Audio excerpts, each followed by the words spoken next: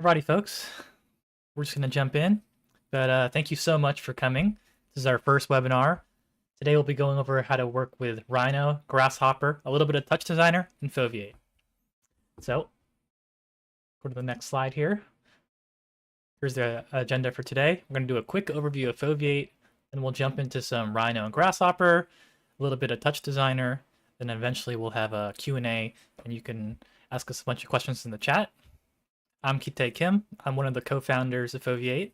My background's in architecture and experiential design.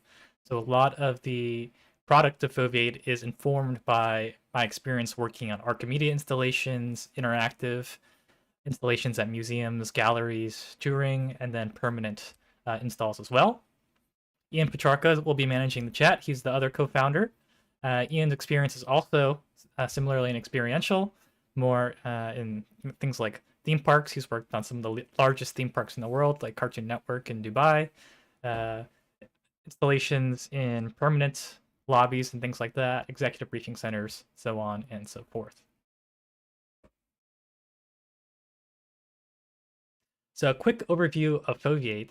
Foveate is a 3D presentation platform built for architects, designers, engineers, technologists to all be able to have one source of truth that they can visualize and build around.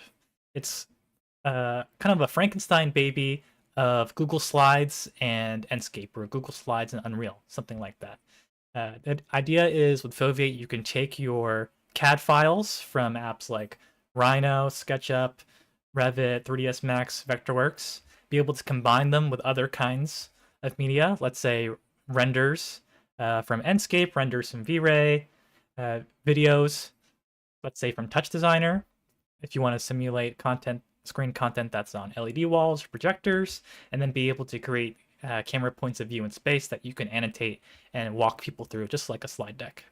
So with Foveate, people make interactive presentations, digital twins, and virtual walkthroughs. And the whole idea is, instead of having all this information scattered in different places, we have a single source of truth using the 3D that we work in every day that everybody can intuitively walk through and understand what we're all trying to build together. So it doesn't matter what media format somebody has their work in. The idea is that everything that you would normally put into a slide deck presentation can now be anchored contextually into a spatial model, and then everybody can have visibility into the project. Doesn't matter if they're the architect, designer, technologist actually working in the 3D, or if they're a PM, a manager, director, producer who is overseeing the project that maybe doesn't usually have skills in the 3D, but they would get a lot of benefit from understanding what's happening. And then finally, clients and stakeholders, possibly the most important decision makers on a project, who oftentimes have zero technical knowledge, but have all the power in the project and need to be able to have the 3D information in order to make decisions better, faster, more clearly. The problem that Foveate's really trying to solve is, how can we communicate spaces more intuitively? So for example, right now, we've only been communicating spatial experiences via slide decks. So mostly PDFs, and then 360 tours became a thing.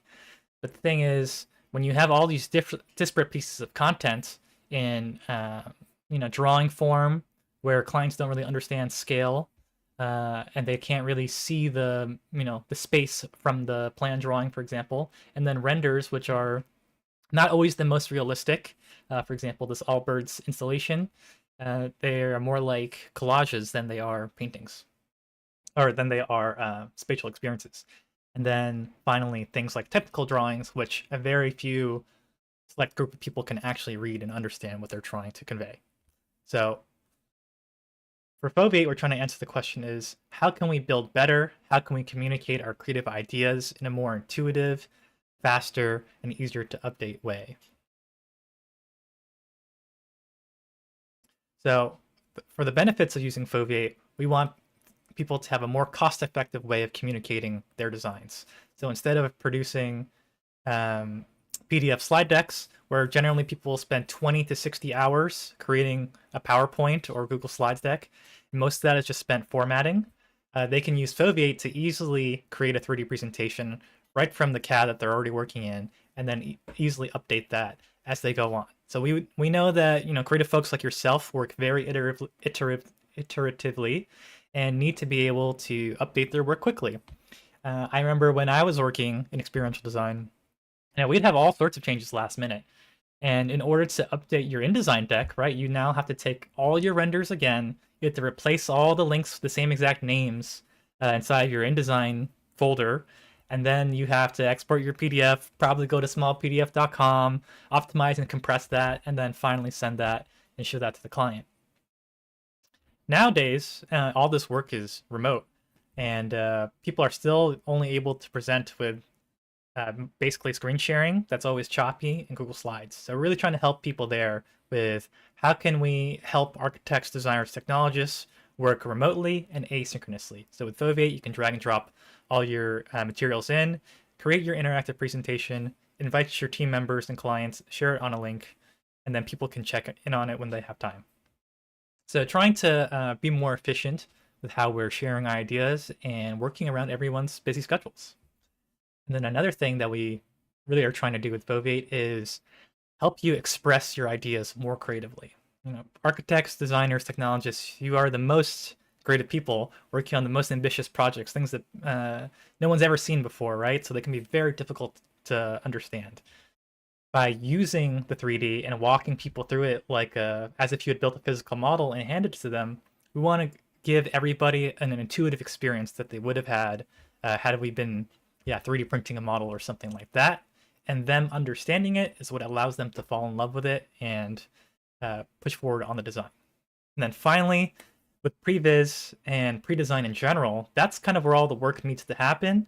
And then you can reduce all the pains that would happen on site later once these decisions are made. So the idea is with something like Foveate, you have a sandbox where everybody can test ideas and talk about what's going to happen. And then later, once things actually get to site, down the line in a couple of months or even years, then all these problems have already been foreseen, and we can reduce the change orders and crazy changes, last minute changes that might have to happen on site, which are usually the most expensive part. Okay, so now we're going to jump into the demo phase here. And we'll start being here in Rhino. So this is, we'll be taking a look at Pavilion design. This is a design by Devlin, the scenographer. So this is a kind of crazy Dubai Expo design. And the idea is that it was a temporary structure that people could climb on top of. And then once they got to this point up here, they'd be able to type in or speak into this machine that would take their words and then display it on the front of this structure here. So the idea with something like Rhino is that Rhino is a super creative CAD modeling tool, right? When you're using a Rhino, it's because you're building something that you simply cannot do in other CAD and BIM modeling software. Rhino is very flexible in that way. We used it a lot at my old studio. Also because of Grasshopper. And for those of you who don't know, Grasshopper is a node-based programming language. So this allows you to design parametrically, or rather design in a computational fashion where you are scripting using these nodes and wires here, and that allows you to generate designs from it. So this whole red structure here, we will generate now with Grasshopper. So I've gone ahead and drawn all of these curves, just these little boxes, to make a sort of cylinder shape. So that is referenced here by this curve unit. And this is very common on kind of the more experiential projects where you need to have a flexible design where you give, let's say, an artist or director control over how this thing is going to come out, and they may not have the modeling experience you do. So this can really save you a lot of time by giving them a couple simple sliders that they can use to influence the final product. I'll turn on what this Grasshopper script looks like. So this is the generated geometry. What this is doing is it's taking that curve data and then it's extruding it along a path so that it connects the smaller rectangles here to these larger ones that are shifted away. And now here the artist has control over the tilt of the final face of all of these. So that's what this little slider does here.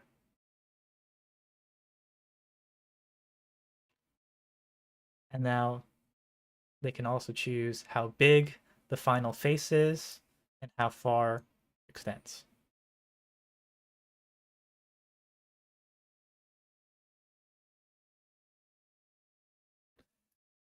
So with this, now that looks pretty good. We'll go ahead and we'll bake this geometry. Now this is necessary to do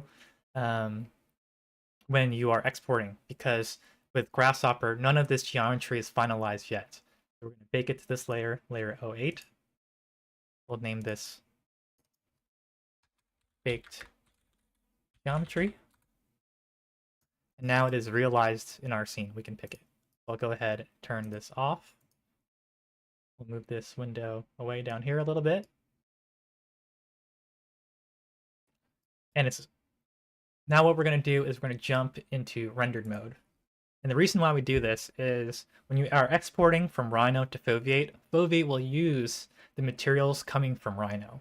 Any physically based materials are what you're going to want to do, because the format that we're going to be exporting in, the GLTF, uses physically based materials. And that is utilized in Foveate to create the lighting and reflections inside of the scene. So we're going to go ahead and take this physically based sort of copper material. We're going to place it onto here. As you can see now, it's all placed onto there. And then we have this kind of dark metal. It's already been applied to this unit here. We'll go ahead and apply that. Let's say, oh, we can turn on some other layers here. Always good to name your layers. We'll call this one glass. Right. So this, we've taken a sort of glassy material. So we turned the roughness all the way down. Roughness 0 makes it shiny. Then we turned the opacity down as well to make it simulate glass. So here we have our beautiful design. And then we're going to go ahead and go File, Export Selected. Then we're going to pick everything in the scene. Now the menu will pop up here. We're going to call this Devlin V4. Now, as for options, I have a standard set of options that we always use for Foveate. You can copy these. Basically, you need to check on map Rhino Z to GLTF-Y, because the up direction is different in different file formats and apps. Export materials, you can leave these 3 off, and then you don't have to change anything for mesh. And for compression, Rhino luckily does support mesh compression. It does not change the geometry, so this is lossless. This just sort of affects the underlying numbers that's in your file. We'll press OK, and then save. Now, the great thing about Rhino 8 is this GLTF exporter is now natively built in using C++, so it's super fast. The other versions of Rhino before Rhino 8, unfortunately, do not have this, so they're a little weaker in that sense. You can use the package manager to install a GLTF plugin, and that works as well, or you can export out an FBX or 30M from Rhino to Foveate. The downside being those are much, much bigger file sizes because they don't support compression and cannot be optimized as well, but they are doable. So now we've exported this. We'll go ahead and jump back to our browser here. We'll go to our Foveate dashboard. And then we're going to go ahead and create a new scene. Now with Foveate, kind of the idea is you don't have to set anything up. It's a fully realized 3D scene for you. So unlike something like Unreal or something like that, you don't need to go set up a sun and do all this stuff. Just ready to go. So we'll call this scene Devlin dash Rhino. And then we'll be able to go to our file explorer here and jump to the folder that has our file. And now we can just drag and drop our GLB right onto the screen. So Foveate will automatically optimize and render that model right into the scene here. We'll turn off our grid because we don't really need that for now. And you can use left click to orbit, right click to pan, scroll to zoom. And Foveate has a real-time post-processing stack So we can go into our scene settings here and be able to adjust the ambient occlusion. So ambient occlusion is the same thing as Arctic mode in Rhino. They just kind of have a funky name for it. But this is what adds all these lovely shadows on top of your design to make it more realistic and kind of give people those spatial cues of how it's working in space. Now with Foveate, we also use a HDR for the image-based lighting. So if you change the background type here from color to image sphere, this is going to use that HDR now as the background to your scene. And we have a library of all these great 8K HDRs that you can utilize in order to adjust the look and feel of your scene. So this real life project was, I believe, in Dubai or somewhere in the UAE. And this was more of a desert setting. So we can change this to a kind of desert dusk background.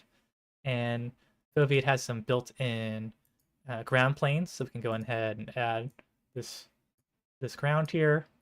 Because we exported with a GLB and it uses physically based materials, it means that the lighting and reflections of metallic and glossy surfaces like glass will reflect the HDR that's in the scene. So you can see if I go to the environment here and I rotate the HDR, it updates all of the lighting and reflections on top of these shiny materials. So that's looking pretty good. Now with Foveate, now this is just the model, but really what we want to do is be able to walk people through this design. So for example, we could just fly to any point of view here and add this, click this blue button, which is called Add Moments. Now moments are the 3D slides of a 3D presentation. So they're a combination of a camera point of view in space, the FOV, the length of time it takes to get there, and then attachments. So moments can trigger video textures to play. They can have an audio file play. You can attach images or PDF drawings. Basically, all the things that you would need to do to communicate your design fully can be done using moments. And moments are what allow people to use your 3D presentation just like PowerPoint using the play button and these arrow keys. So we've made moment 1 here. Call that moment 1. You can add any sort of text. So there's a title and description. It also gives you a profile picture and a timestamp. So this is showing who made this moment. And if you were to invite your teammates or other people to this scene, let's say a project manager or something like that, they could create their own moments to comment on a design, and you can see exactly when they did it. So you make sure that you're up to date. So that's moment 1. Now we can fly forward here, and this is the base of these stairs. So we could call this exterior staircase. Now we've made 2 moments. So I could jump back to the first moment and now go to the second moment, just like that using these arrow keys. You can also use the arrow keys on your keyboard to do the same thing. And each moment also has their FOV and how long it takes to get there. So if you want to make these more cinematic, you can change these values and Foveate will automatically update them for you. So now it's going to take 5 seconds to get to this point of view, and the FOV is going to change to 35. Now let's showcase maybe some of the other things that you can do with Foveate. So here we have a sort of top-down render of this project. So what we could do is fly to this moment, to this point of view rather, and create a moment here, and then go back to this image, drag and drop that in. It'll appear here in our assets list. This is just a view capture from Rhino. And I can go to the moment here and select that image. So now that will appear inside the moment label. So this is good if you have, let's say, a drawing with annotations or something like that, and someone can understand fully where that drawing is supposed to be. So we have some, let's say, renders here. I have this lovely render. So if you're working with a visualizer, someone who's super good at rendering, what they could do, oh, let me just name this moment. Plan view. So if you're working with the visualizer, and shout out to Peter in the chat, who graciously gave us a license to Enscape to be able to create some of these renders. We can go and fly to a certain point of view. this is actually pretty similar to the first moment we made here. And we could go ahead and attach that image to this point of view. So now when someone goes to moment 1, let's call this render view. They can click that button, be able to see this render.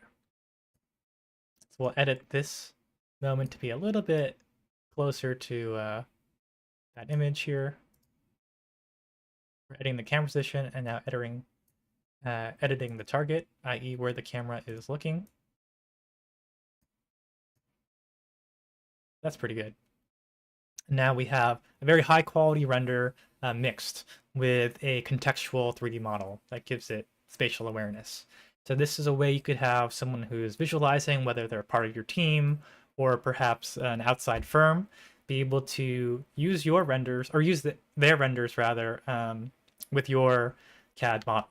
So this is a way that people working in 3ds Max and Corona or V-Ray who are doing the highest level renders can now work with you and be able to give the viewers more context into a project and give it really that high quality polish. And now you don't have to worry about what are the aspect ratios or resolutions of these images. They can just be attached and automatically work in Foveate like this. And as someone jumps between moments, these images of course update as well.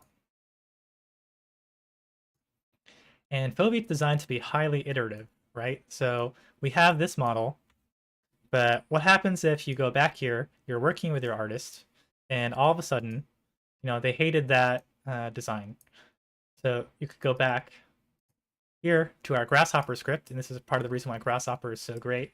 And what they actually want to do is change the design to be, much more tilted and to be, let's say, smaller. And they want it to extend out further. So here someone is able to very, very quickly change design without needing to model again at all. And then you can simply create a new layer called Baked Geometry 2, and then be able to rebake this geometry and do a second design iteration. Apply your material, or let's say rather that they want to change the material. They don't want it to be this bronze. They want it to be like this black material. Ooh, actually, let's make it even more different. We'll duplicate this. We don't want to change our other instance. And then we can go ahead and change the base color. They want to be actually much, much more bold. They want to do like a shiny car anodized material. A little bit of roughness.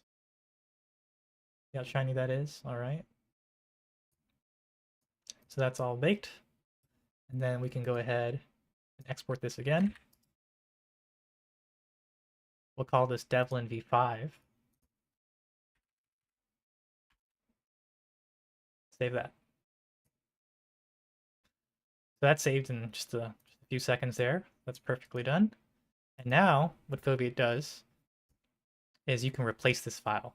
So this is super handy where if you are working on a project and you have a last minute design change and you have to change your whole presentation, you can just go here, press replace file, go to your project. So we'll go back to Devlin here, pick V5, and update this asset.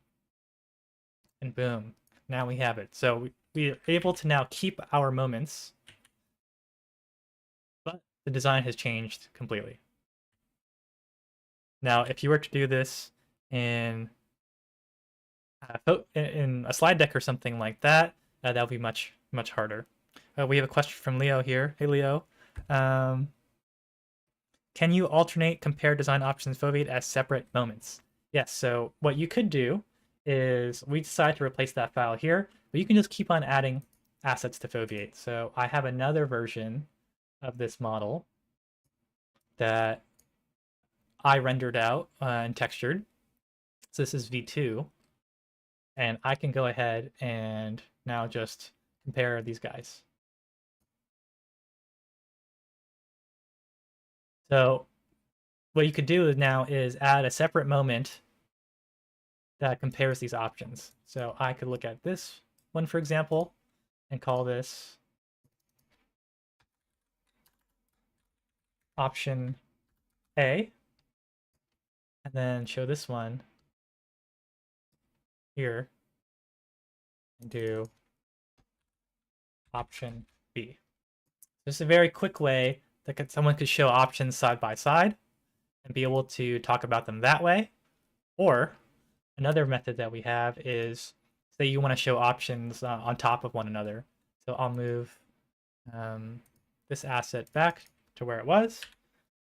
And let's say you want to reuse the same moments that you've already made. What you can do here with moments is be able to toggle on what's called asset visibility. So let me just actually go back here and create this moment. We'll call this option 1, and then create another moment, option 2. So we can go here and pick our asset and toggle on moment visibility. We want to do this for anything that we want to be able to switch between. And then in our moments, we can pick an asset that will be visible.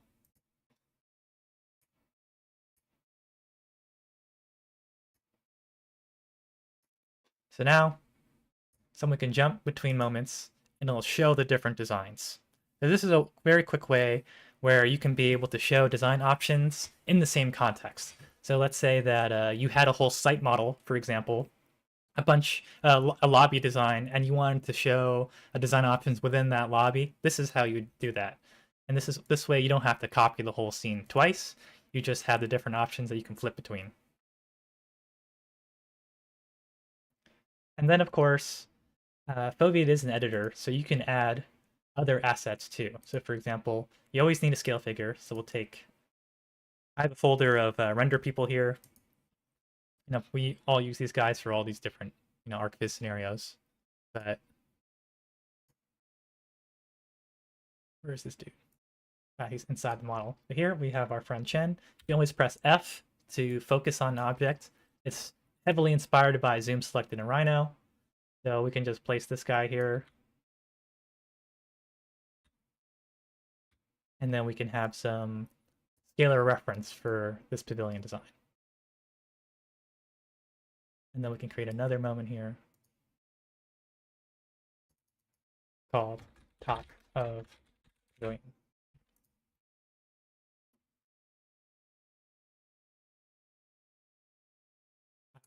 And this whole thing is browser based, so this is just running in Chrome. So this might be bad for your internet, but what I can do now is make this link public so that anybody can see this. I can go to permissions. I'll invite Ian, for example, from my team to a scene, and I can email invite people as well who are not in my organization. So if you need to invite a client or something like that, you can always invite them, and they will now be able to join your scene. And if you invite them to this editor link, they can jump into your scene in real time, or the share link is a more minimal version of the scene that anybody can use, and it can be embedded into websites, things like that, what have you.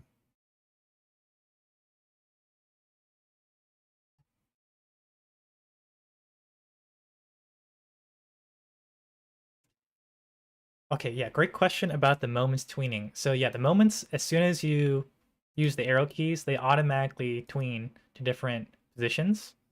So let me just turn off the asset visibility for this particular model.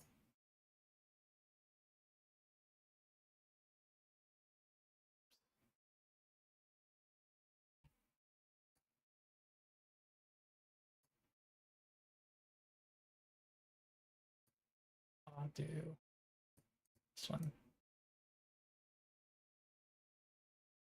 So yeah, Foveate will automatically tween between all of your moments as soon as you press the arrow keys. So let's say you want to change the FOV at this particular moment and the time it takes to get there, Foveate will automatically recalculate that information for you.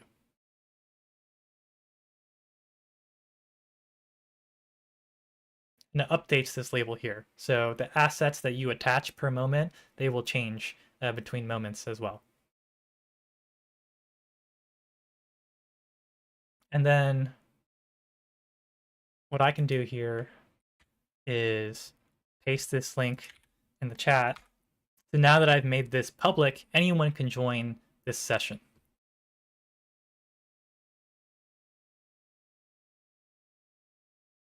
And you'll be able to see this scene. And as I update certain things, they'll update for you as well.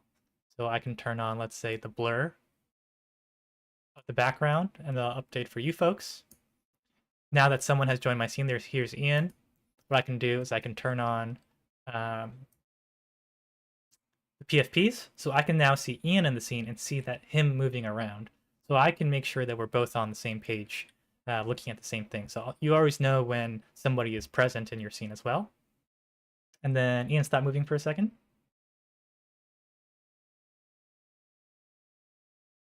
What I can do is I can click on his name. And what that will do is it'll bring me to his exact point of view.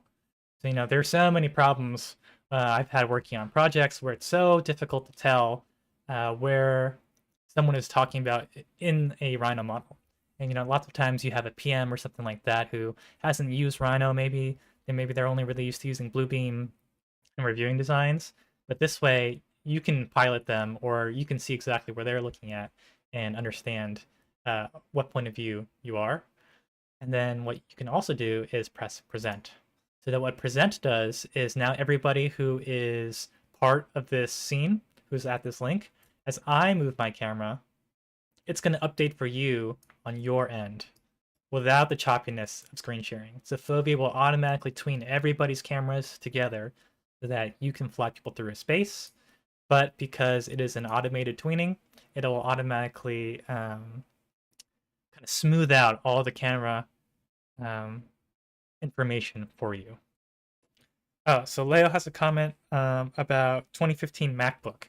Yes, so Foveate's it's a modern app. It's really designed for current stage computers, and especially Intel Macs have a hard time with 3D. So, most people who are using Foveate are running it on a Windows computer. It does work on tablets, and we do serve different versions for different devices. But yeah, Intel Macs, there's just something funky about them where they really struggle with 3D. The Mac Apple Silicon Macs, however, are really, really good at 3D. So whenever they change their architecture, that really helps a lot. Okay, so I think this scene showed off a decent amount of stuff. Now we're going to jump to a different scene here. We're going to jump to this scene. So this is going to be simulating COSM Theater in Los Angeles. So for those of you who are not aware, COSM is a kind of immersive sports viewing room. I'll go to their website. And it is essentially a dome, kind of half dome that's inside, sort of like a planetarium, and then it plays movies or live events right on this dome content. So, exactly. Here's a great video showcasing it. So this is like an immersive sports bar or something like that, kind of like the Sphere but more mini. And the idea is that people can come in and be able to experience this sort of immersive film or TV or event together. So we're going to close this one. And then back to here. So this is kind of my rendition of COSM. Very simple. We'll just delete this. And we have a tiered staircase here, a couple balcony seats, very simple design, and then the dome shell. We're going to jump into rendered view. We're going to show you how you would simulate something like this in some of Foveate's advanced material systems. So with Foveate, what I've done is created this dome here. This is just a sphere that I extruded this curve out of to cut through this the surface here. And then I've gone ahead and created a texture for it. So if we go to the material properties here, you can see I've created a material called video. Now, if you create a material called video and you give it a texture, in this case, I'm using a checker texture so I can see the UV layout, and this has a spherical projection, then Foveate is able to recognize that material, and then any video that you upload to Foveate, you can use that now as a video texture. So, kind of like I was saying before, Ian and I have a long history and experience in immersive and experiential, and of course, video content. Simulating that, whether it's projections or LED walls or digital signage, is super important. So for this kind of use case, what we do is similarly export selected after you make that video material. And then we'll call this COSM. I'm just going to pick GLB again. So there's two versions here. Forgot to mention this, GLTF and GLB. GLB is the binary version, and it's much smaller. So we always recommend using that. There's really no reason why you need to use the GLTF. And then we're going to replace this file. I'll save that, click yes to replace. It's already done exporting. Look how fast that was. And then we're going to go back to Foveate here. You can always go back to your dashboard by pressing the icon here. Foveate dashboard. Leave a scene. Then create a new scene here.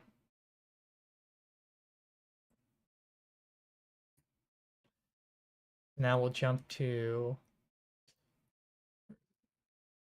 COSM, drag and drop that in. And now we have our Rhino model. So here we can also change the lighting and background to the Rhino Studio HDRI. That's the default one. So whenever you go into rendered mode, it's actually using this as the HDR background. We'll blur it out. Oops, excuse me. We will blur it out. And then for Arctic mode, we can adjust the fall off here, how strong it is, the radius. And instead of black, maybe you want, more of a gray or something like that. All right, we have our scene. You can also create moments by pressing M on your keyboard, M for moment. Call this moment 1. And I love Rhino, but for some reason it's always so hard to actually step inside of your model. So one thing that we really wanted to do with Foveate is allow you to walk around first person. So you click first person, and it jumps the camera into a first person view. Use left click to orbit, WASD, Q, and E to walk around just like a video game. So if I go into my scene settings here, I can also open up the FOV. So you can see a little bit more in your scene. 65 is pretty indicative of the human eye at this level. So we can go around here and fly to, let's say, this second tier. Get in the sweet spot down here. Create another moment. We'll call this main seating. And then what I can do is take, let's say, the video file. Now, Foveate accepts a whole bunch of different video file types. MP4 is the most common, so we suggest to use that, but you can also use WebM or OGV. So I'll go ahead and take this kaleidoscope MP4 because it's already mapped to a dome UV layout. And all the videos in Foveate automatically appear as these planes in the 3D scene. So you can move around and manipulate, press play, and they'll automatically start playing. But because we named that material video in Foveate, what we can do is now go to our video asset and change it from video mesh, from panel to COSM 1. And this will now take that video and map it across that material.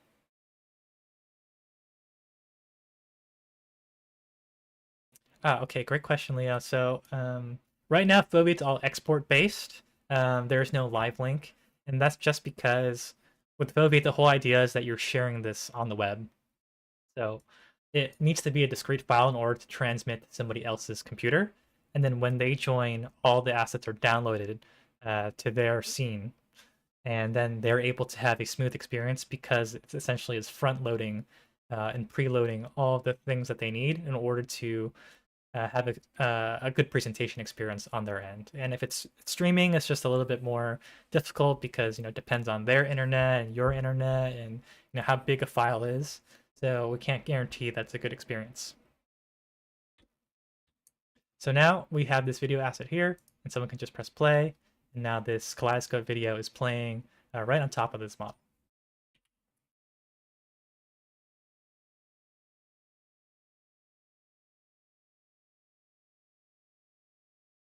So if we switch this, say, to another cube map because we want to simulate being inside of a city or something like that, we could go ahead and change the HDRI here, and then be able to change some post-processing settings like depth of field.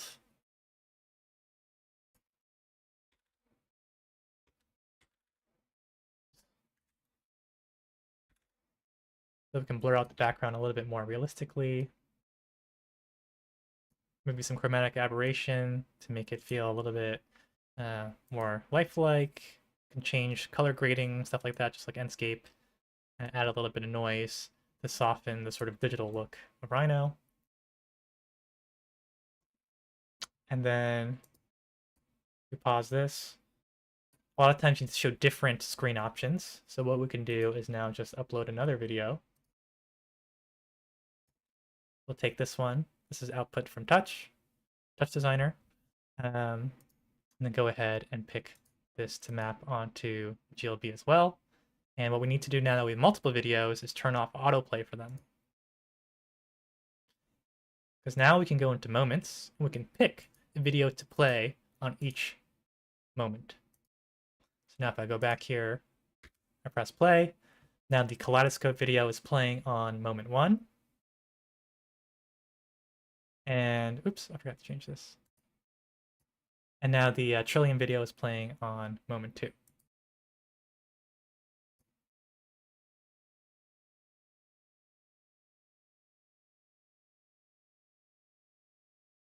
It might be a little bit choppy here because my GPU is streaming this and doing all this rendering at the same time. But with each moment, there's a unique URL. So if you copy the URL per moment, you can see that it changes. This is a way where teams collaborating in Slack or Microsoft Teams, something like that, they can be able to send each other links to specific moments and be able to talk about a certain point of view that way. If someone opens up this link, they're going to come exactly to this point of view. We'll call this COSM. So if I go here and open up this now in a new window, it's going to appear right there in that scene, or at that point of view. And then they went to start playing for it to update correctly. Yeah.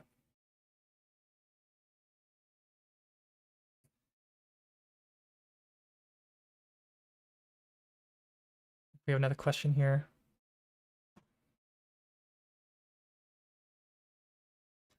Yes, so if you want to add human assets, that's just another asset. I happen to have this folder of people that I've created in order to visualize scale figures inside of a scene. This is just people from Render People. So Render People is a library of all these different scanned people that you can purchase. I've purchased a pack, and then I'm using the GLTF. You can buy different formats. They give you different formats with each purchase, and then I'm just using the GLTF. You could use FBX or another format as well. I don't know why their website's so slow, but yeah, you can just get some free models here from them and be able to use them inside of your Foveate scene.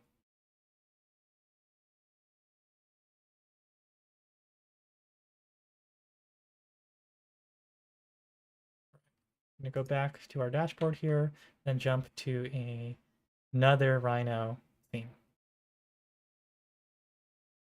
So this is a scene of an installation that I worked on in Montreal Arsenal Gallery. This is called Encode Decode. For those of you who were at the Touch meetup the other night. I showed this project a little bit, but basically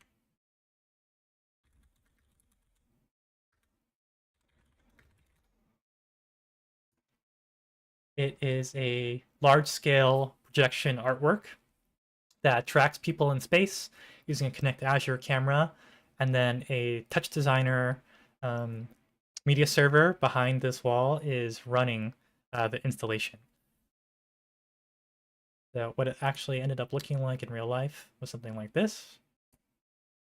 This was for the artist Rafael Lozano Hemmer, amazing Mexican-Canadian media artist. This is Jesse, who was a production assistant there. So he's here in the documentation, and he's being tracked by this camera that's kind of hidden here. And as he moves into the tracking area of the space, you can see the whole content moves with him. So this is can be kind of difficult to explain to someone who's not familiar with interactive installations what we're trying to build and how exactly this art piece would work. So Foveate is one of the ways that you can previs out an installation and be able to communicate what you're trying to build, you know, where the projectors go, where is the media server, things like that. So normally on installation like this, you would get a map of the site from the in this case gallery. So this is Arsenal Gallery, and it's in Canada. So these units are many of them are metric. Some are feet and inches, but you know, Canada gets kind of messy because we use both. So basically, someone enters through here up these stairs, and there's a long hallway, and this is the main hall. I believe it used to be a factory, so this is the main factory floor that they come into, and then these blue bars, I believe, were the main I-beams in the space that you could clamp and attach things to. So this wall here was pre-existing. We basically had to use it, or rather we wanted to use it, and then we built this temporary wall here that was the same distance as this run here, 11.93 meters. So we could have a symmetrical projection area, and then this red cone here was the spread of the tracking camera. We'll do ZS for zoom selected in Rhino, and this is trying to show how people would enter the tracking area of the camera, and then that would affect the artwork. This is something that's kind of difficult to understand because you're jumping between all these applications. Because now you have, you know, this CAD model in Rhino, you have these measurements, and you're telling someone, oh, you know, there's a camera here, imagine that. This box is the computer, imagine that. Here are people. And then you would have to show, typically, you know, your Touchdesigner project. So I'll go open touch now. And, oh, here we go. And say, hey, you know, this is the artwork. This is the computer running the exhibition.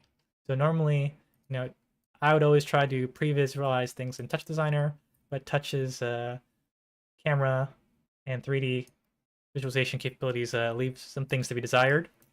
Not really what it's for, but here's a very basic previs out of what this would kind of look like. So you have these two screens at an angle, you have a tracking area, and then you have a subject that is being tracked, and that affects the content on the screen. So normally you'd have to kind of jump between this and Rhino to explain to someone, hey, this is what it's going to look like.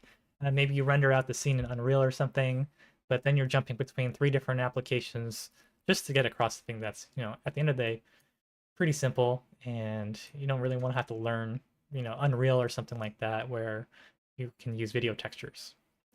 So for Enscape, you know, we love Enscape, and it's great for taking pictures of architecture, but then once you start getting to more immersive and interactive things, it's not really the right tool for that job.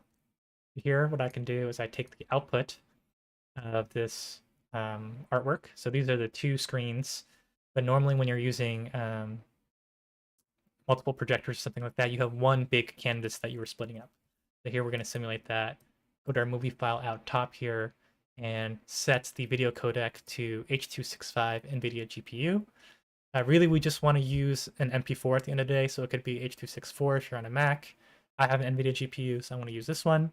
And then the important thing is to keep your file extension in MP4 so that it can be read by Foveate easily. So we'll go ahead and name this, let's say, movie 2. We'll record this. We only need a couple seconds here just for this purposes. I've gone ahead and decreased the resolution of this video to 960 by 270, so it's very low res, but it does mean that it will be a much smaller file size. So you don't need to do this at the actual resolution of projectors, because that might be 4K or something like that. And you don't really need that. Here I've also gone in Rhino, and I've used the same video material, and you can see that we have this grid on here, so that just kind of tells you about the UV coordinates. Rhino 8 is really great also because they have a new UV editor. So if you type in UV editor, that will pop up, and that allows you to adjust the UVs of your project much faster and better than previously. So would recommend using that. We go ahead here, export this whole scene. And the great thing about the GLB exporter in Rhino 8 as well is that it can do curves. So that's super helpful if you're working with curve data from CAD when you're drawing floor plans and things like this. So we'll go to GLB here, and we'll call this encode decode 3.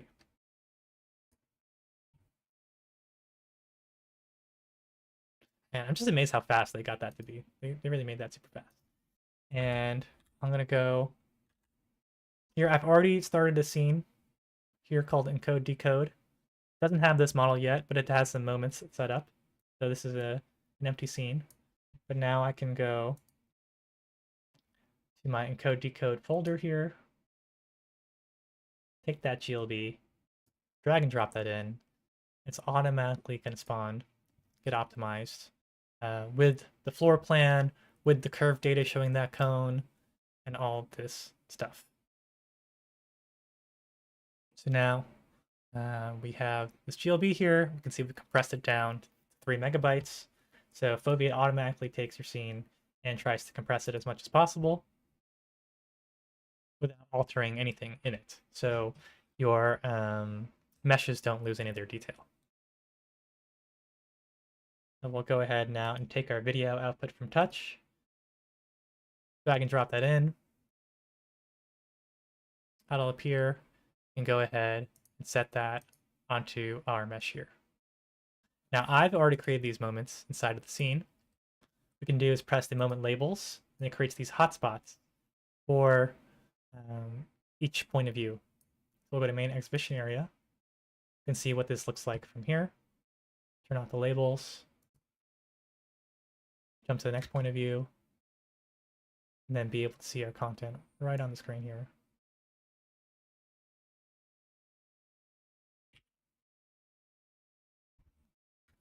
Now, another thing that I've done is I've already pre-placed some other elements to explain this design further. So I have these other assets here. Oops, let me just refresh this.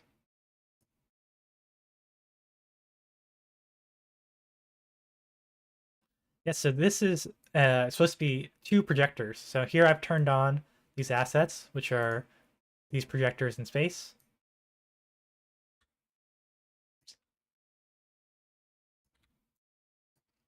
So I just drag and drop these in. These are projectors that I got from grabcad.com, and they're supposed to be Panasonic projectors.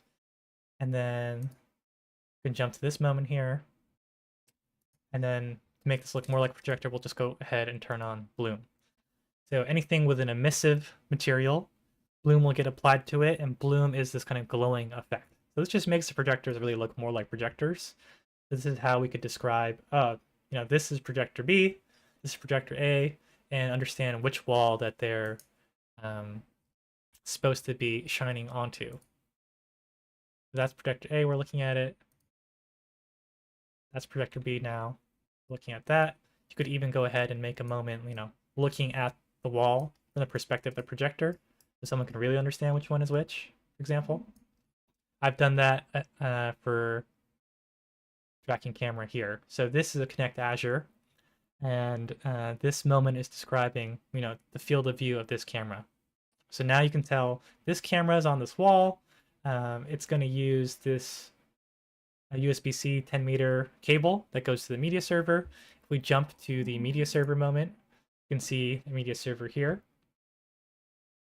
And then if I wanted to, for example, I have a photo of the media server that we used on that project. I can go ahead and go to the moments and pick an image and turn off. I could either pick an image so it appears in the moment label, or I can just move this image. Oops. Didn't mean to move this guy. I'll just reset that. Lock it. I'll just move this image here to showcase what this media server setup is supposed to look like. And someone can click this and understand, oh, here's the actual media server. We got a couple data path FX4s here. It's running Ethernet. It's all being run from this console.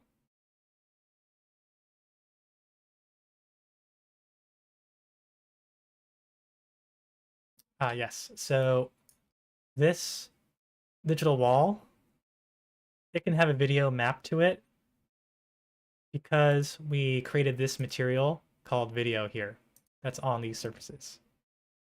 Any material called video, whether you make it in Rhino, you make it in Blender, you make it in SketchUp, it will get recognized by Foveate as a material that you can select any video and then pick a mesh to play on. Hope that clarified that question. So now, if I had another video option here,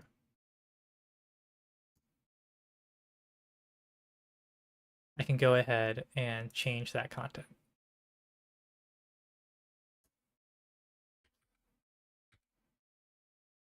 So now I can show multiple videos on this wall. So your media server here, and you can also paste links inside of moments. So for example, there's a very specific cable that had to be used for this project in order to connect that camera to the media server. And Touchdesigner was the software that was taking the camera input, tracking people with that, and then updating the installation based upon their position in space. So if you click this link here, this now links directly to that specific cable. You can see this was an OBS bot, USB-A to USB-C cable. That was 65 feet long, cost $100, but this is what we needed for the project. And then someone can jump to the camera, understand how high it's supposed to be installed from the ground. So in this case, 3.6 meters. So like 11-ish, 12-ish feet from the ground. And that was so it could have the proper cone to view these people at. So this cone that I modeled is ended up being different than what was in the project, but you get the idea. Then of course, this is where we've invited people to the scene so they can view it with us.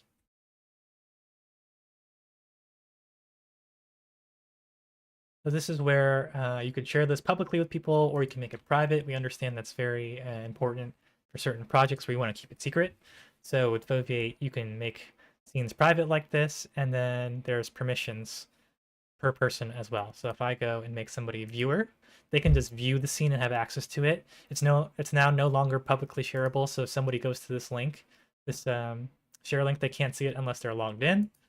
And viewers can simply look at a scene. They can't create moments and comment on it. They can't add assets. They can just see it. And then you can also embed Foveate scenes onto your website or other applications, custom web pages. So for folks in the Touchdesigner land, they can embed a Foveate scene, into a web page that connects to Touch. So if they wanted to have some like WebRTC, something like that, they'll be able to control their installation via web page, and then get a live update of the scene in Foveate as well.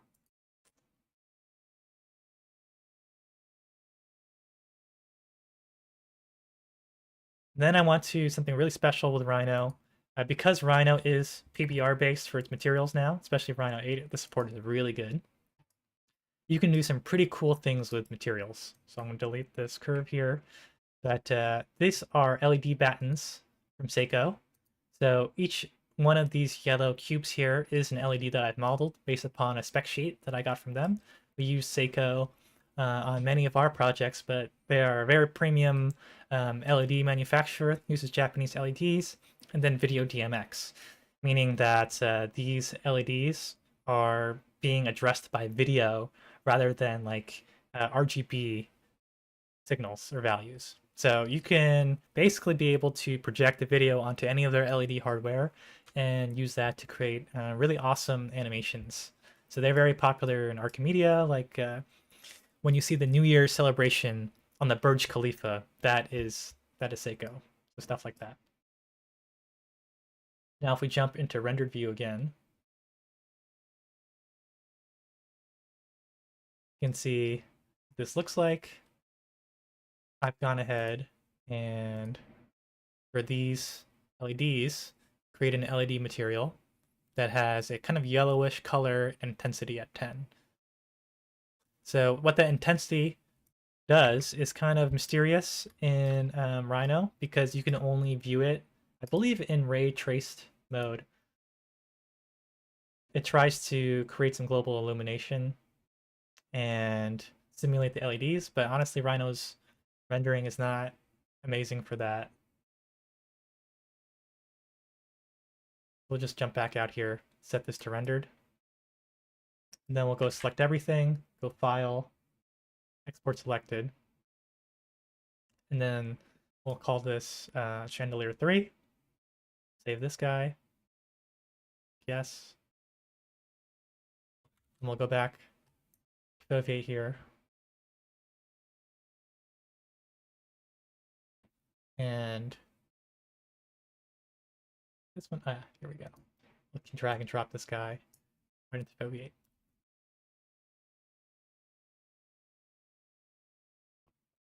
So this one is going to take a little bit longer to render because Foveate's optimizing this, and I made this scene in a kind of a not a great way where these battens are not they're not blocks, which I probably should have done. And for those who are familiar with blocks, blocks are basically how you instance objects in Rhino. So this way you're not using a whole bunch of memory making unique copies of every single thing. Instancing takes one reference copy and then it updates it for everything else. So like what I probably should have done is created one of these lines of battens and then used blocks to instance it out 18 times, but I didn't do that. Be better than me. But now we have the chandelier here in Foveate rendering beautifully. We can turn off the grid again because we don't really need it. And then we'll go ahead and turn this background into, let's say, a nighttime scenario because LEDs look great at night, not so much during the day. Find one of these that, ooh, that looks nice, fits our vibe. And because we've gone ahead and used a physically based metallic material for these battens, you can see they have a shine and roughness to them, this kind of beat up texture. So this is pretty indicative of what these would look like after a couple of months outdoors. And then we can go ahead and change the rotation, let's say, of these things, of the HDR to reflect on the beams and the battens because we want them to look a certain way. And because we use that emissive material with intensity inside of Rhino, we can utilize that in Foveate by turning on bloom.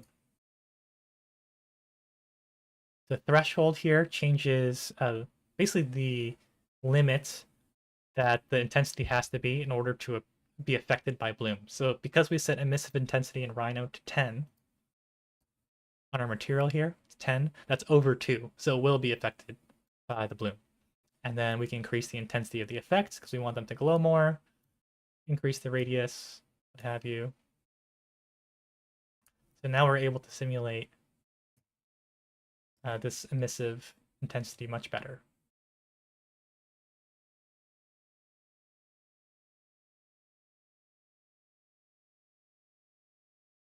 And I'll show you a finalized scene that was utilizing this asset. So this was a part of a real project that we did. This is for Metropolitana in Mexico City, which is in Puerto Polanco. So if we go here, this is Reflejo Peatonal by Rafael Lozano Hemmer. And this was an animated facade. Where's Rafa? That would take people's silhouettes from a camera down the street, and then it would animate the facade using these Seiko LEDs as they walked across. And then on the underside of the building, we had this custom chandelier that Rafa made as well that does the same thing, but tracking people within the space. I believe this is using an Intel RealSense camera, and as someone moves around, their silhouette appears on here in this sort of low-res manner. So as you can imagine, something like this is pretty difficult to communicate in a slide deck. You basically can't do it. So I was the one who was responsible for animating these via Unreal. But this was years ago, and I really wish that I had a tool like Foveate at the time to be able to explain this better. So now with Foveate, we're doing the same technique with the video material. I went ahead and modeled all these battens in Rhino, and then just did a simple project from view on the UVs in order to get the correct mapping. And then we can animate the facade just like that. So we've built a digital twin now of this project that was pretty simple to make and shareable everywhere. And someone has all the information about the site. We were able to take this giant model from the architects. So they were using a Revit. So in this case, they sent us an IFC model, and then we were able to compress and optimize that, and then utilize that in Foveate. And because we have things like this real-time post-processing and ambient occlusion, we don't actually even have to really apply materials to this city model, right? I think it looks great, even without it. And we have the chandelier now visible inside of this scene as well. And because this chandelier asset and the main architecture are two different models, we could go ahead and adjust this. So if we wanted to say, oh, this would really look great, rotated more. That's super easy to do right in Foveate, and just updates instantly. And then we have our scale figure here, May, who really gives it some nice scale. So you can kind of understand, oops, let me pick May here, how big it is. So there's May. Oh, she's a little bit too low. You can always scroll inside of any of these values in order to adjust them by smaller increments. We have May, so we could go here and see what this artwork looks like from her perspective.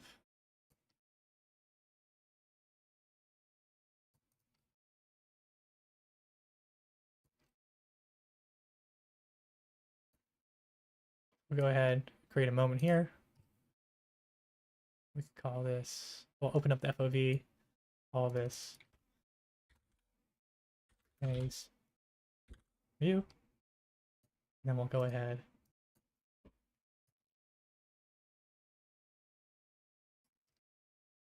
can rotate May a little bit.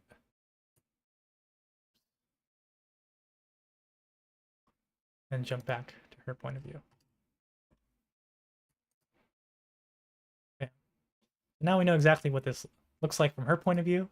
And then if we go to, let's say, a moment about the Seiko product, here I've gone ahead and I attached the PDF of their spec sheet. So I'll show you exactly what that looks like. But if I go into this description, you can see that in the moments I have picked a PDF that I uploaded to be here. So if someone clicks the PDF icon, now they can view the full PDF of this product and be able to understand know exactly what it does. So here with the photometrics, we have the spec sheet about the dimensions, the pixel pitch, everything that someone would need to understand exactly what product we're using here and how it actually fits into the project. They can download it, what have you, and then link out to the actual product on their website. All right, so this has been running on for about an hour, so I think it's a good time to wrap up. We'll close this, and then let's just go to our key takeaways from this webinar. So with Foveate, what we really try to do is create an interface that's very intuitive. So with Foveate, you don't have to learn how to code. You can just use your 3D and CAD files, video files from Rhino, Grasshopper, Touchdesigner, Revit, ArchiCAD, SketchUp, Blender, 3ds Max, what have you, and be able to create a 3D presentation that's easily updatable without really a steep learning curve. It's actually very simple. We designed everything to be drag and drop and very easy to use, just like PowerPoint. But you don't have to worry about formatting and kind of all like the busy work that comes with making a slide deck.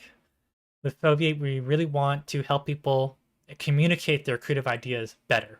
So Foveate is designed to be a more immersive experience than a 360 tour or a regular PDF slide deck, right? It's supposed to have all your 3D, your CAD, your videos, could have audio, your renders and your PDFs all inside of one spot that give people full context to a project. So instead of jumping around from file to file to file and them having to sort of assemble a total vision in their head, it's all in one place. All the media is in one place. You can easily replace any of the assets that are part of your project, and they're just in one link that always stays the same. And then Foveate has all the roles and permissions so that you can keep projects organized. Only certain people need to be on certain projects. Not everybody needs exposure to it. This is a good way that people can be editors and viewers, and links can be kept private until you're ready to go public and show them publicly to people, whether that's through marketing and press, biz dev, what have you. And then Foveate's shareable everywhere. So the idea is that nobody has to download an app anymore in order to view a 3D experience. These days you kind of need an app even to open a PDF really well, and sign it, stuff like that. So we really want to move away from native apps in that sense and make sure that Foveate scenes are shareable everywhere to every device. Doesn't matter if you're on Mac, PC, Android, or iPad. You can just send a link and someone can open a scene on their device and start viewing it in a few short seconds. You can send a link in your favorite chat apps like Slack, Microsoft Teams, email, embed them into websites, what have you. And that link always stays the same unless you make a new scene. But yeah, thank you everybody so much for coming to this webinar. This is our first of many. Really great to have you all here. I hope I answered all of your questions. Please feel free to email us at team@foveate.com if you have any more questions, or if you go to our website, you're welcome to request a demo or meeting with us. We can give personalized demos to certain companies, more tailored to your use case and things like that. And also, we have a 14-day free trial now. So we've opened up Foveate so that anyone can just sign up and try it out, and you get access to it for 14 days for free. And try it out to your heart's extent, and let us know what features that you would want, or maybe what funky use cases you have.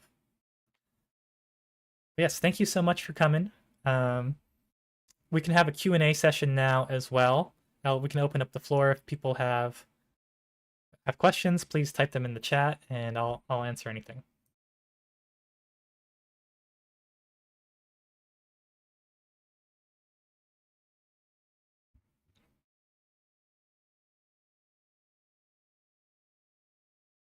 Perfect. Yes, so that's great to hear, Gum.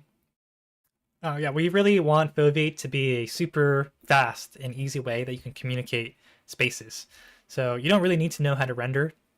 The whole idea is, even if you can model in something like Blender, a free app, you can make a pretty compelling spatial presentation just from that model.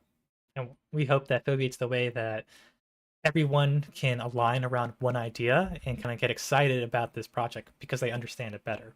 Whereas if you send them a PDF of 20 renders, they still might not understand it.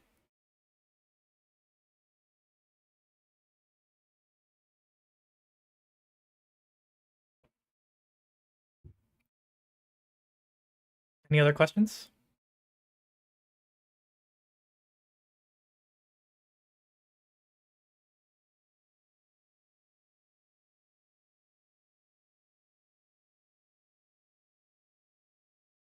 Okay, well, I think that might be it for now. I don't see any more questions in the chat.